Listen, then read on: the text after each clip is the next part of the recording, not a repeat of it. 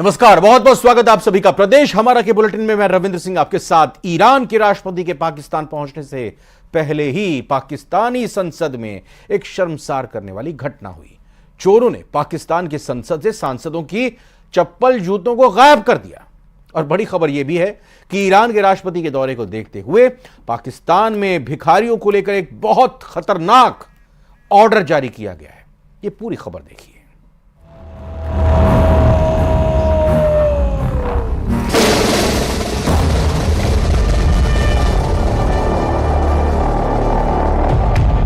Iran के राष्ट्रपति इब्राहिम रईसी के पाकिस्तान दौरे के ठीक पहले पाकिस्तानी संसद परिसर में स्थित मस्जिद से 20 जोड़ी जूते चप्पलों पर डकैती पड़ गई।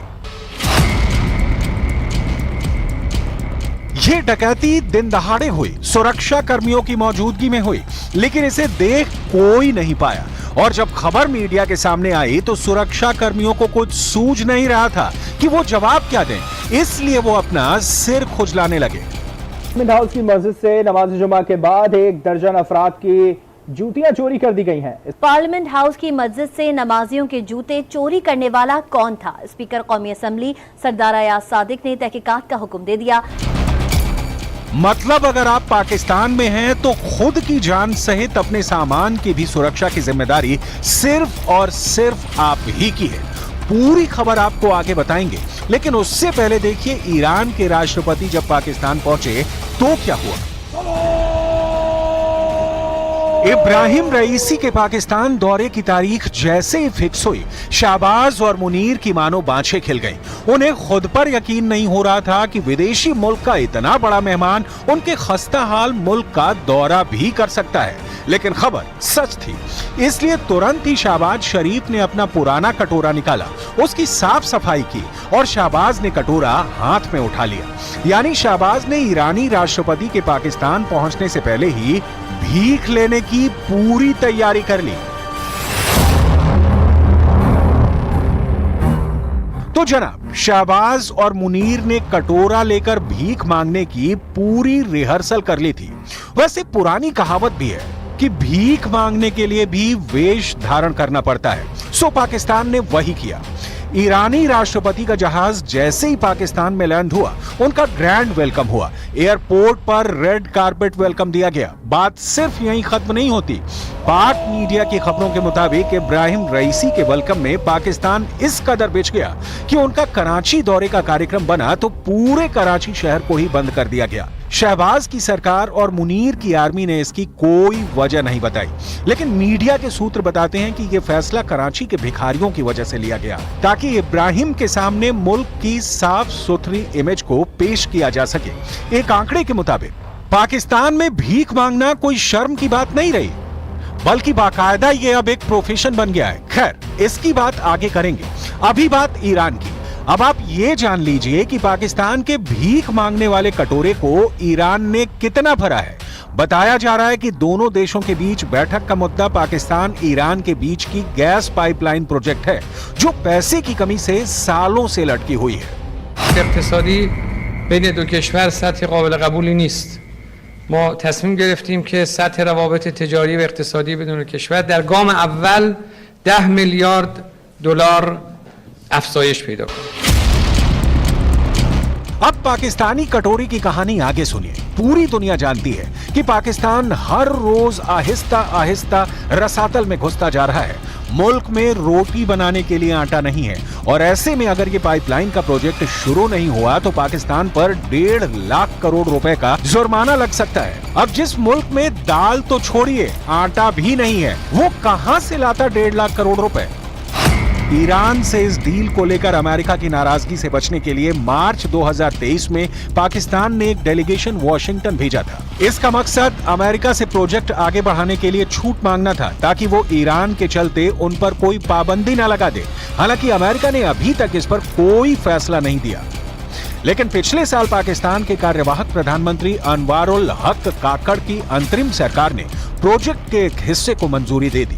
इसी वजह से पाकिस्तान 80 किलोमीटर लंबी गैस पाइपलाइन बिछाना चाहता है, लेकिन अमेरिका के दबावों की वजह से उसे लगातार झुकना पड़ रहा है।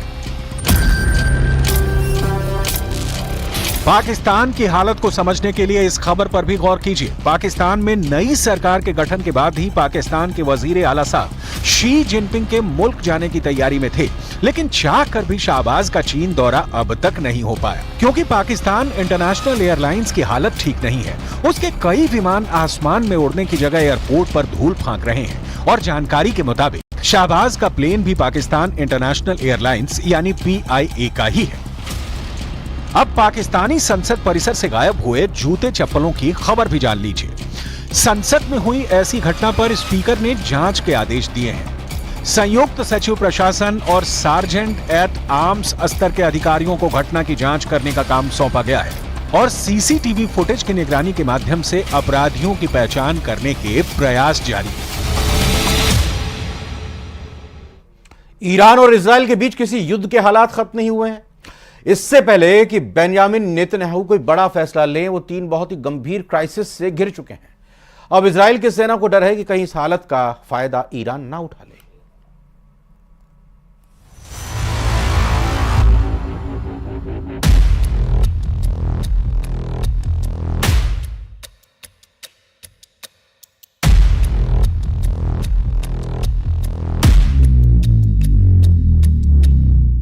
24 घंटों के अंदर इजरायल और ईरान की टक्कर में 3 बड़ी घटनाओं ने बेंजामिन नेतन्याहू को पूरी तरह हिलाकर रख दिया है।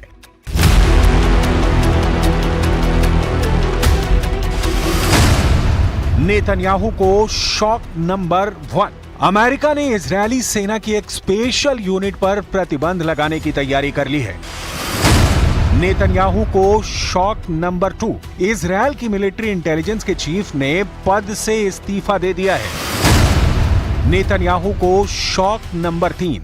ईरान के सुप्रीम लीडर अली खामनेई ने कहा है कि ईरान की मिसाइल पावर देखकर इजरायल खौफ में डूब चुका है। इस वक्त ईरान के इजरायल पर हमले और गाजा पर इजरायल की लगातार बमबारी के बीच नेतन्याहू की बहुत ही खतरनाक फोर्स इंटरनेशनल हेडलाइन बन चुकी है। पश्चिमी मीडिया देखिए, उनके अखबार देखिए, इजरायल की नेत्जा येहूदा बटालियन पर बाइडन प्रतिबंध लगाने जा रहे हैं। इस बटालियन पर आरोप है कि उसने फिलिस्तीनियों पर खूब जुल्म ढाए हैं। देखा जाए तो अमेरिका से आ रही ये खबरें बता रही हैं कि बहुत बड़े विवाद में घिर चुकी है इजरायल की नेत्जा येहूदा बटालियन। इस बटालियन पर वेस्ट बैंक में मानवाधिकार उल्लंघन का इल्जाम है। 1999 में बनाई गई बटालियन में सिर्फ पुरुष सैनिक हैं और वो भी अति रूढ़िवादी पुरुषों को इसमें लिया जाता है। नेत्जा येहूदा बटालियन पर लगे इल्जाम 7 अक्टूबर 2023 से पहले के हैं, लेकिन वेस्ट बैंक का दूसरा सच यह है कि 7 अक्टूबर के बाद से वहां 460 से ज्यादा लोगों की इजरायल की सैन्य कार्रवाई में मौत हो चुकी है।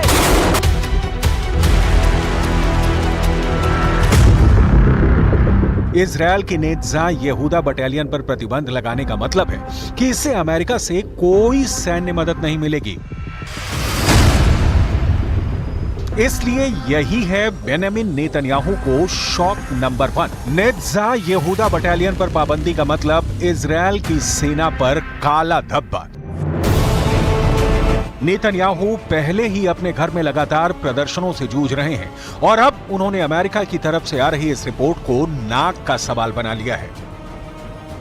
बाइडन का आक्रामक रवैया देखकर नेतन्याहू को बहुत गुस्सा आया है। अब नेतन्याहू की तरफ से रिएक्शन ऐसा आया है कि साफ लग रहा है कि इजरायल अब ईंट से ईंट बजा देगा। उसकी राह में जो आएगा तबाह कर दिया जाएगा।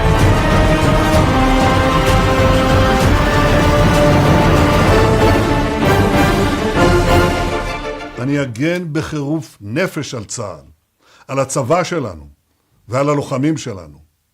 אם מישהו חושב שהוא יוכל להטיל סנקציות על יחידה בצה"ל, अब देखिए बेंजामिन नेतन्याहू को शॉक नंबर 2। इजरायली सेना के इंटेलिजेंस चीफ एहरॉन हलीवा ने इस्तीफा दे दिया है। 7 अक्टूबर 2023 को हमास ने इजरायल पर हमला किया। पूरी दुनिया ने इजरायली टैंकों को जलते हुए देखा। 1000 से ज्यादा इजरायली नागरिकों और सैनिकों की मौत हुई। इसी के बाद से इजरायल में अंदरूनी कोहराम मचा था। इस हमले के बाद इजरायली मिलिट्री इंटेलिजेंस के प्रमुख मेजर जनरल एहरोन हलीबा बहुत दबाव में थे और अब उन्होंने अपने ओहदे को छोड़ने का फैसला किया। ये ऐसा वक्त है जब नेतन्याहू के सामने बहुत से फ्रंट खुले हुए हैं और उनके कमांडर भी बहुत ज्यादा प्रेशर में हैं। गाजा पर रोजाना नॉन स्टॉप बमबारी के बावजूद इजरायल अब तक हमास को खत्म कर पाने में नाकाम साबित हुआ है। गाजा में 34,000 से ज्यादा लोगों की जान जा चुकी है, लेकिन नेतन्याहू अब भी खाली हाथ है। 2024 में अप्रैल का महीना इजरायल के लिए ही नहीं, इजरायल के प्राइम मिनिस्टर बेंजामिन नेतन्याहू के लिए भी बहुत बड़ा शॉक लेकर आया है। अमेरिका इजरायल की मदद करने की बजाय उसकी सेना पर पाबंदी लगा रहा है। इजरायल की पब्लिक नेतन्याहू के खिलाफ सड़कों पर उतर चुकी है और इन सबके बीच ईरान से बड़े युद्ध का खतरा अब तक टला नहीं है।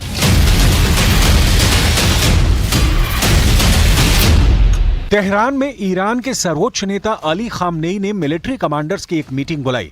इसे ईरान की पावर स्टेटमेंट कहा जा रहा है, क्योंकि खामनेई ने इस मीटिंग में ऐसी बात कह दी है जिसे लेकर इजरायल के जवाबी हमले वाले दावों पर सवाल और तेज हो गए हैं।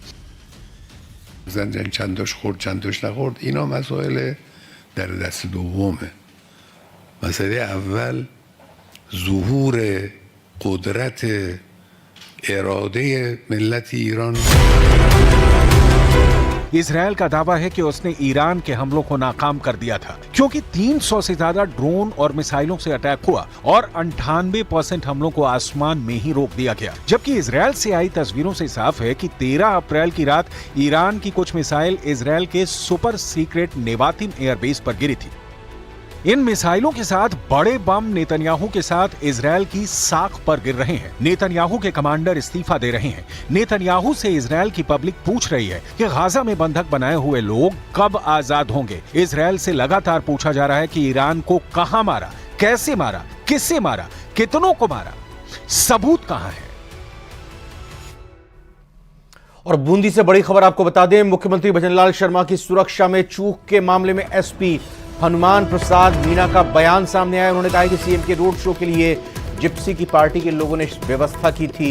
सीएम सिक्योरिटी टीम की देखरेख में ये रोड शो निकल रहा था। गाड़ी का अचानक इंजन गर्म होने से सुरक्षा के चलते सीएम को उतारा गया। जिप्सी में सीएम, डिप्टी सीएम और भाजपा प्रत्याशी ओम बिरला सवार थे। तो बूंदी से ये बड़ी खबर आपको बता रहे हैं, मुख्यमंत्री भजनलाल शर्मा की सुरक्षा में चूक का मामला है, जिसमें एसपी हनुमान प्रसाद मीणा का बयान सामने आया। उन्होंने सीएम के रोड शो के लिए जिप्सी की पार्टी के लोगों ने व्यवस्था की थी, ऐसी बात कही है। सीएम सिक्योरिटी टीम की देखरेख में रोड शो निकल रहा था और गाड़ी का अचानक इंजन गर्म होने से सुरक्षा के चलते सीएम को उतारा गया।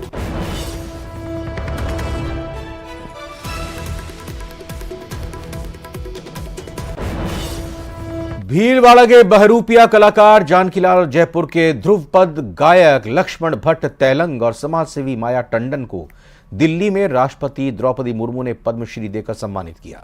इन तीनों विभूतियों ने प्रदेश का मान बढ़ाया है। राष्ट्रपति भवन में आयोजित एक समारोह में पद्म पुरस्कारों से सभी को सम्मानित किया गया। इन सभी का जीवन अपनी कला को सजाने सहेजने में बीता है। वहीं माया टंडन सड़क सुरक्षा के लिए काम करती हैं। वो 1995 से सड़क हादसों में घायल हुए लोगों की जान बचाने में जुटी हुई हैं। आपको बता दें कि पंडित लक्ष्मण भट्ट तेलंग की जगह उनके बेटे पद्मश्री अवार्ड लेने पहुंचे।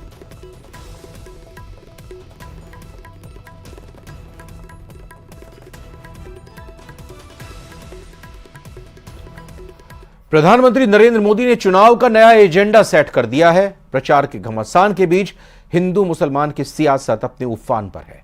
पीएम मोदी के बांसवाड़ा में दिए भाषण के खिलाफ कांग्रेस चुनाव आयोग पहुंची है और शिकायत दर्ज कराई है।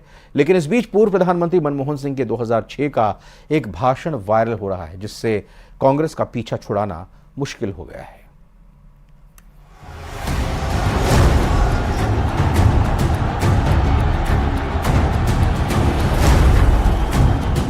पहले जब उनकी सरकार थी, उन्होंने कहा था कि देश की संपत्ति पर पहला अधिकार मुसलमानों का। जिसके पास बोलने के लिए कुछ मुद्दे नहीं है तो ऐसी चीजें लाते हैं। मौसम का मिजाज और चुनाव प्रचार का तूफान दोनों चरम पर है। गारंटी वाले आगाज के बाद अब हिंदू मुसलमान का चैप्टर ओपन हो गया है। प्रधानमंत्री नरेंद्र मोदी ने कांग्रेस की उस नस को दबा दिया है जो तुष्टीकरण की तुला पर मुस्लिमों को खड़ा कर वोट की चोट से सरकार बदलने के लिए हाथ बदलेगा हालात वाला नारा लगा रही है। राजस्थान के बांसवाड़ा में पीएम मोदी ने सीधा प्रहार कांग्रेस की ऐतिहासिक मंशा पर और अब की बार जारी मैनिफेस्टो पर किया। और पहले जब उनकी सरकार थी उन्होंने कहा था कि देश की संपत्ति पर पहला अधिकार मुसलमानों का है। इसका मतलब ये संपत्ति इकट्ठी करके किसको बांटेंगे? जिनके ज्यादा बच्चे हैं उनको बांटेंगे, घुसपैठियों को बांटेंगे। मैसेज लाउड एंड क्लियर है, कहीं कोई शक सुबह की गुंजाइश नहीं। कांग्रेस सरकार में आई तो देश में क्या होगा, हिंदू कहां खड़े होंगे, मुसलमान को क्या मिलेगा। पीएम मोदी ने कांग्रेस की चुनावी किताब का पन्ना पन्ना जनता को पढ़कर सुनाया। अलीगढ़ में बातें बांसवाड़ा वाली ही थी, लेकिन और सटीक और चोटिल। हमारे देश में माताओं बहनों के पास जो सोना होता है, कितना ही कम क्यों न हो, वो स्त्री धन होता है, पवित्र माना जाता है, कानून भी उसकी रक्षा करता है। अब इनकी नजर कानून बदलकर हमारी माताओं बहनों की संपत्ति छीनने का भी खेल खेला जा रहा है। उनका मंगलसूत्र, उस पर उन लोगों की नजर है। विपक्ष में खलबली है। सियासत के जिस मुस्लिम वोट वाले का कहने से सत्ता की सीढ़ियां चढ़ने में पूरा विपक्ष रात दिन एक किए हुए है। पीएम मोदी ने विपक्ष से उस सीढ़ी को खींच लिया है। प्रचार इतना तगड़ा है कि समूचा विपक्ष एक सुर में मोदी मोदी अलाप रहा है। और ये बहुत ही दुर्भाग्यपूर्ण बात है और एनडीए भाजपा की बौखलाहट दिखाती है कि जिस तरह के अनर्गल बयान प्रधानमंत्री की तरफ से आ रहे हैं। विपक्ष की ये बौखलाहट क्यों है? पीएम मोदी ने सत्ता, संपत्ति और मुसलमान वाला मुद्दा क्यों छेड़ा? मुस्लिम वोटों के हित साधकों को पीएम मोदी की बात इतनी क्यों चुभ रही है कि कांग्रेस अध्यक्ष मल्लिकार्जुन खड़गे पीएम मोदी से मिलने की बात कहते हैं? कांग्रेस नेता चुनाव आयोग भी पहुंचते हैं। Election should fight with harmonious mindset. That should begin from the Prime Minister itself, because Prime Ministership is the big position in this country, constitutional position. But this is quite unfortunate. He is lying everything. He is misquoting, entirely misquoting the Congress manifesto. Modi ने बांसवाड़ा और अलीगढ़ की rally में जो कहा, उन शब्दों को बहुत गौर से समझने की जरूरत है। मुसलमान का पहला हक, मंगल सूत्र तक बचने नहीं देंगे। 2 मकान हुए तो दूसरा सरकार छीन लेगी। पीएम मोदी ने अर्बन नक्सल का नाम भी लिया और यह भी कहा कि कांग्रेस की सरकार बनी तो आपकी संपत्ति को सरकार कब्जे में लेकर बांट देगी, और बांटेगी किसमें? घुसपैठियों के बीच। जिसके ज्यादा बच्चे हैं उनके बीच। हिंदू मुसलमानों का यही अध्याय है जो हिंदुस्तान में पार्टियों का मुकद्दर तय करती है। ये ध्रुवीकरण के सूरमा भी जानते हैं और तुष्टीकरण के अलंबरदार भी। लिहाजा हिंदू मुसलमान का मुद्दा छिड़ा है तो इसके दूर तक जाने की गारंटी है। प्रधानमंत्री मोदी ने कांग्रेस का 2006 वाला वो पन्ना पलटा जिसमें तत्कालीन प्रधानमंत्री मनमोहन सिंह का राष्ट्रीय विकास परिषद यानी एनडीसी की बैठक में दिया गया भाषण दर्ज है। We will have to devise innovative plans to ensure that minorities, particularly the Muslim minority, are empowered to share equitably in the fruits of development. They must have the first claim on our resources. Congress का दावा है कि उसके घोषणा पत्र में हिंदू मुसलमान का कहीं जिक्र नहीं है, लेकिन पूर्व प्रधानमंत्री मनमोहन सिंह के बयान से कांग्रेस किनारा कैसे करेगी? ये दलील बेतुकी लगती है कि मनमोहन सिंह ने भाषण में मुसलमानों का पहला हक नहीं, पहला दावा की बात कही थी। विपक्ष की एकता पहले ईंट दर ईंट टूटी, अब दीवार दर दीवार ढह रही है। ताजा उदाहरण शिवसेना उद्धव गुट के नेता संजय राउत का है, जिन्हें उद्धव ठाकरे में भावी प्रधानमंत्री की छवि अचानक प्रकट होती दिख रही है। लेकिन यहाँ मुद्दा इंडिया गठबंधन की टूट का नहीं, हिंदू मुसलमान का है, जो मतदान के पहले चरण में राम मंदिर, अनुच्छेद 370, विकास और गारंटी के पाए पर टिका था, लेकिन दूसरे चरण में उसका विस्तार हिंदू मुसलमान तक हो चुका है। सवाल है कि चुनाव में हिंदू मुसलमान की जरूरत क्यों पड़ी? इसके कारण बहुत स्पष्ट हैं। कांग्रेस और बीजेपी सांप्रदायिक ध्रुवीकरण और मुसलमानों के तुष्टीकरण पर आकर ही टिकती रही हैं। कांग्रेस की कोशिश प्रधानमंत्री नरेंद्र मोदी को टारगेट कर उनकी लोकप्रियता को काउंटर करना है।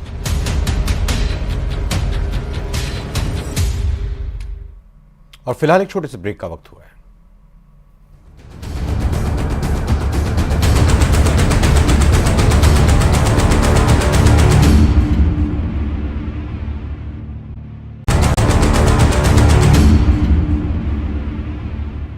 प्रदेश में 26 अप्रैल को 13 सीटों पर दूसरे चरण के लिए मतदान होने हैं। बाड़मेर, जैसलमेर, जालोर, सिरोही, कोटा, बांसवाड़ा के साथ जोधपुर सबसे हॉट सीट बनी हुई है। कहीं पर राम मंदिर का मुद्दा है तो कहीं पर जातीय समीकरण कैंडिडेट की जीत का कारण बन रहे हैं। तो जोधपुर में कौन सा मुद्दा सबसे ज्यादा हावी है और बीजेपी प्रत्याशी गजेंद्र सिंह शेखावत इस बार हैट्रिक लगा पाएंगे या नहीं? इन्हीं सब मुद्दों पर न्यूज 18 ने जनता के साथ गजेंद्र सिंह शेखावत से खास बातचीत की। गजेंद्र सिंह चुनावी मैदान में 2 बार लगातार सांसद हैं, मोदी सरकार में कैबिनेट मंत्री हैं। कितना बड़ा कद अब और उनका बढ़ सकता है? और उससे भी और बढ़ सकता है, इससे आगे और कदम बढ़ेगा शेखावत साहब का।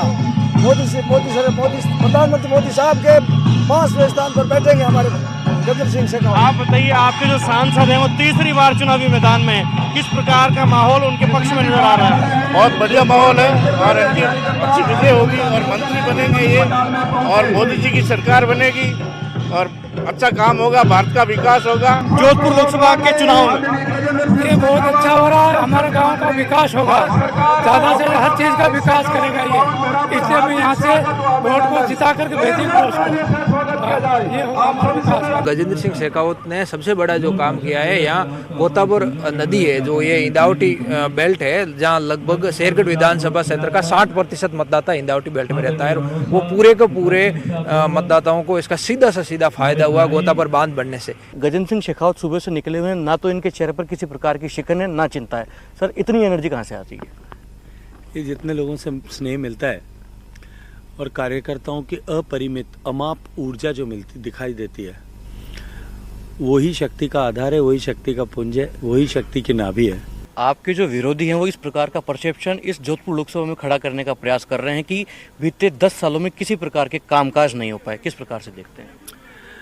देखिए, मुझे लगता है कि ये झूठ फैलाने के प्रयास जिस तरह से किए गए, षड्यंत्र जिस तरह से किए गए, अब लगभग लोगों के सामने क्लैरिटी है। मैंने तो एक दिन ऐसे ही पूछा था कि भाई जोधपुर में जब मैं सांसद बना उससे पहले 15 लोग सांसद बन चुके थे, पर जोधपुर को कनेक्ट करने वाला एक भी नेशनल हाईवे 2 वे पेव शोल्डर भी नहीं बना हुआ था। शेखावत साहब, इतने कामकाज होने के बावजूद आपका जो स्वभाव हमने देखा है कि आप शिलान्यास में नहीं जाते हैं, फीताकाट पॉलिटिक्स से दूर रहते हैं, तो प्रचार प्रसार न करना कहीं ना कहीं कारण तो नहीं बन गया विपक्ष को सवाल खड़ा करने में? हो सकता है लोगों को शायद जो काम होता है उसका एहसास न कराना शायद हो सकता है इस वर्तमान की राजनीतिक व्यवस्था में कहीं दोष होता होगा, लेकिन मेरा स्वभाव नहीं था कि मैं रोज़ जाकर के फीता काटूं, किसी का काम का एहसान करूं। मेरे सेवा का अवसर मुझे दिया था और मैं तो मानता हूं कि धन्य मेरा भाग्य है कि मुझे सेवा का अवसर मिला और मैंने सेवा करने की कोशिश की। अशोक गहलोत साहब से जब मेरी बातचीत हुई तो उन्होंने कहा कि भारतीय जनता पार्टी जो आंकड़ा लेकर चल रही है 400 पार, उस दावे का दम निकल गया है और पहले चरण के बाद अब भारतीय जनता पार्टी पूरे इलेक्शन कैंपेन में इस प्रकार की बातचीत नहीं करेगी। मैं तो अभी भी कह रहा हूँ अब की बार 400 के पार, और 400 के पार होगा। मैंने विधानसभा चुनाव में भी कहा था कि प्रचंड बहुमत से हम जीतेंगे। गहलोत साहब कहते थे कि मेरी सरकार रिपीट हो रही है, लेकिन हुआ वही था जो जनता चाहती थी और जो हम कह रहे थे। मैं फिर कह रहा हूँ कि अब की बार 400 के पार होगा। देश की जनता आतुर होकर के नरेंद्र मोदी को बड़ा मैंडेट देने के लिए तैयार बैठी है। आरोप ये लगते हैं कि जो आपका कम्युनिटी है वो कहीं ना कहीं आपसे खफा है, इस प्रकार की कोई संभावना नज़र आती है क्या आपको, और क्या वर्तमान की जोधपुर की सियासत में ऐसा है क्या? देखिए, मैं वैसा ऐसा नहीं मानता कि भारतीय जनता पार्टी में किसी व्यक्ति को किसी जाति का नेता बनाने के लिए काम होता होगा। हम लोग जाति के भेद से ऊपर उठ करके देश के निर्माण के लिए निकले हुए लोग हैं। हम ये जाति और जाति के भेद में नहीं पड़ते, लेकिन ये तय है कि लोकतांत्रिक व्यवस्था में हर एक व्यक्ति का अपना जातिगत आधार होता है। मुझे भी मेरी जाति का अत्यंत प्रेम मिला है, स्नेह मिला है, आशीर्वाद मिला है, सहयोग मिला है और हर तरह की परिस्थिति में उनका साथ भी मिला है। सर, पुरुषोत्तम रूपाला प्रकरण के बाद इस प्रकार का मैसेज खड़ा किया गया, इस प्रकार का परसेप्शन खड़ा किया गया कि आप डिफेंसिव मोड में हैं। विभिन्न प्रकार की प्रतिक्रियाएं आई, ऐसे में आप किस प्रकार से देखते हैं? मुझे किसका डिफेंस करना था? मैंने कोई गलत कहा था कि जो मुझे डिफेंस करने की ज़रूरत पड़ती? देखिए, मैंने बहुत स्पष्टता के साथ में कहा आज भी मीडिया को कि क्षत्रिय समाज ने इस देश की सनातन संस्कृति को बचाए रखने के लिए या सनातन के मानबिंदुओं की रक्षा के लिए, जिसमें गाय भी है, गंगा भी है, गीता भी है, गायत्री भी है और गौरी भी है, मीन्स महिला भी है, जल संसाधन भी है, प्रकृति और पर्यावरण भी है, जो गीता का मतलब देश का ज्ञान भी है और हमारी गौ माता भी है और हमारी गायत्री का मतलब हमारे देवताओं की रक्षा के लिए क्षत्रिय समाज ने पीढ़ियां कुर्बान की है। गजेंद्र सिंह शेखावत भी ये दावा कर रहे हैं कि इस बार जीत का मार्जिन बढ़ेगा और ये जनता की सेवा करने के लिए तीसरी बार सदन में पहुंचने वाले हैं। हालांकि 4 जून को देखना दिलचस्प होगा कि जब जनता के जनादेश का पिटारा खुलेगा तो गजेंद्र सिंह शेखावत जीत की हैट्रिक लगा पाते हैं या नहीं। इस खास पेशकश में फिलहाल के लिए इतना ही। देश दुनिया की तमाम खबरों के लिए आप देखते रहिए न्यूज़ 18। नमस्कार।